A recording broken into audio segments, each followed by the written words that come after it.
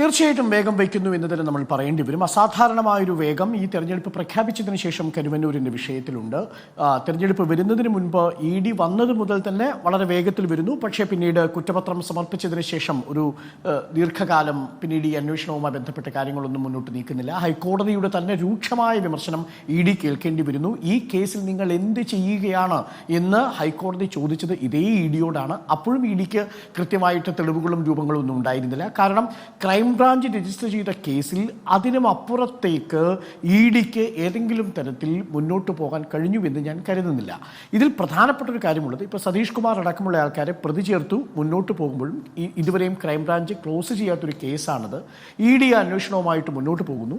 പക്ഷേ ഇപ്പോഴും ED ഉദ്ദേശിക്കുന്ന രീതിയിലുള്ള ഒരു തെളിവുകൾ EDക്ക് ലഭിക്കുന്നില്ല എന്നുള്ളതാണ് EDയെ ഇപ്പോൾ കുഴക്കുന്നൊരു പ്രധാനപ്പെട്ട പ്രശ്നം. കാരണം പലതരത്തിൽ ബന്ധപ്പെടൽ നോക്കി കരുവന്നൂരുമായി ബന്ധപ്പെട്ടുകൊണ്ട് അവിടെയാണ് എക്സാലോജിക്കിൻ്റെ CMRൻ്റെ വിഷയത്തിൽ SFIO അന്വേഷണം ഏറ്റെടുത്ത് ED ആദ്യഘട്ടത്തിൽ ഒരു റൗണ്ട് പരിശോധനയൊക്കെ നടത്തുന്നു. രണ്ടാം ഘട്ടമാകുമ്പോഴേക്കും കരുവന്നൂരിലൊന്നും കിട്ടാത്ത സാഹചര്യത്തിൽ CMRൽ കൂടി വളരെ വേഗം കാര്യങ്ങൾ വേഗത്തിലാക്കുകയാണ്. ഞാനിപ്പോഴും വിശ്വസിക്കുന്നത് കരുവന്നൂരിനേക്കാൾ കൂടുതൽ EDക്ക് സാധ്യതയുള്ളത് CMRലുമായി ബന്ധപ്പെട്ട വിഷയത്തിലാണ്. അത് മാസപ്പടി വിവാദത്തിലല്ല കേട്ടോ. മാസപ്പടി വിവാദം 1,72,00,000 രൂപയുടെ വിഷയമാണ്. അതിൽ ടാക്സ് അടച്ച റിട്ടേണുകളുടെ കാര്യത്തിലെല്ലാം IT ഡിപ്പാർട്ട്മെൻറ്റിൻ്റെ തന്നെ തർക്കമില്ലാത്ത കാര്യവുമാണ്. അതിൽ SFIOയുടെ അന്വേഷണം നടക്കുന്നുണ്ട്. അതിൽ ഒരു കമ്പനി അഫയേഴ്സ് ആക്ട് പ്രകാരമുള്ള വയലേഷൻ അവിടെ ഉണ്ടോ എന്നതാണ് അന്വേഷിക്കുന്നത്. പക്ഷേ ED അന്വേഷിക്കുന്ന കേസിൽ ഈ രാഷ്ട്രീയ നേതാക്കൾക്കടക്കം 73 കോടി രൂപ നൽകി എന്ന് പറയുന്ന വളരെ വലിയ ഒരു ചോദ്യം മുന്നിലുണ്ട്. ആ വളരെ വലിയ പ്രശ്നത്തെ അഡ്രസ്സ് ചെയ്യുമ്പോൾ അതിനുള്ള രേഖകൾ ഇന്നിപ്പോൾ ശശിധരൻ കർത്തയുടെ വീട്ടിൽ നിന്ന് കണ്ടെടുത്തു എന്നാണ് പറയുന്നത്. എന്ത് രേഖകളാണെന്ന് നമുക്ക് മനസ്സിലാവുന്നില്ല. കാരണം ITയുടെ ട്രിബ്യൂണൽ തന്നെ കണ്ടെത്തിയിരിക്കുന്നത്, ഇന്റരിം സെറ്റിൽമെന്റ് ബോർഡ് തന്നെ കണ്ടെത്തിയിരിക്കുന്നത് ഈ ശശിധരൻ കർത്തയുടെ ഓഫീസിൽ നിന്ന് കണ്ടെടുത്തിരിക്കുന്ന വെള്ളക്കടലാസിൽ എഴുതിയിരിക്കുന്ന ചില പേരുകളും ഷോർട്ട് ഫോമുകളുമാണ്.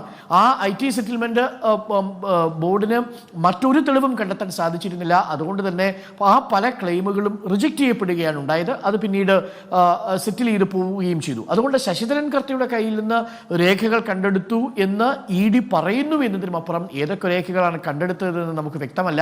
അങ്ങനെയാണെങ്കിൽ വളരെ പ്രമുഖരായ നേതാക്കളുടെ പേര് നേരത്തെ IT സെറ്റിൽമെന്റ് ബോർഡിൽ ഉള്ളതുപോലെ അതിൽ UDF നേതാക്കളായ കുഞ്ഞാലിക്കുട്ടിയുടെ, ഒപ്പം ഉമ്മൻചാണ്ടിയുടെ, രമേശ് ചെന്നിത്തലയുടെ ഒക്കെ പേരുകൾ അതിലുണ്ട്. ഒപ്പം PV എന്ന പേരിൽ പിണറായി വിജയന്റെ പേരും അതിൽ രേഖപ്പെടുത്തിയിട്ടുണ്ട്.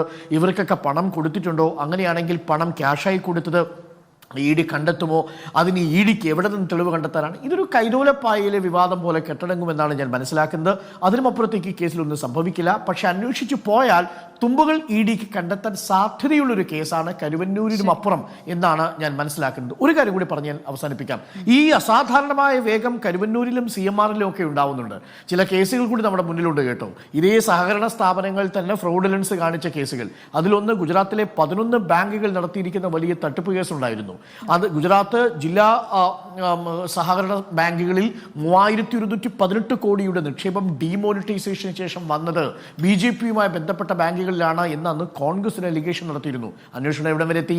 ആദർശ് കോപ്പറേറ്റീവ് സൊസൈറ്റിയിൽ 9,000 കോടി രൂപയുടെ വലിയ രീതിയിലുള്ള നിയമലംഘനം നടന്നിട്ടുണ്ട് എന്ന് കണ്ടെത്തിയത് സീരിയസ് ഫ്രോഡ് ഇൻവെസ്റ്റിഗേഷൻ ഓഫീസ് തന്നെയാണ്. ഇപ്പോൾ എക്സാലോജിക്കിന്റെ വിഷയം അന്വേഷിക്കുന്ന SFIO. ഇതിനെ പിന്തുടർന്ന് ED എന്തുകൊണ്ടാണ് ആദർശ് കോപ്പറേറ്റീവ് സ്കാമിൽ പോകാത്തത്?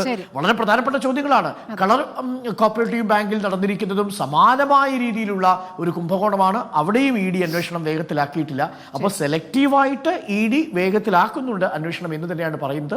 കരുവന്നൂരിനേക്കാൾ കൂടുതൽ സാധ്യത CMRലുണ്ട് എന്നാണ് ഞാൻ മനസ്സിലാക്കുന്നത്. ശരി, നമുക്ക് തിരിച്ച്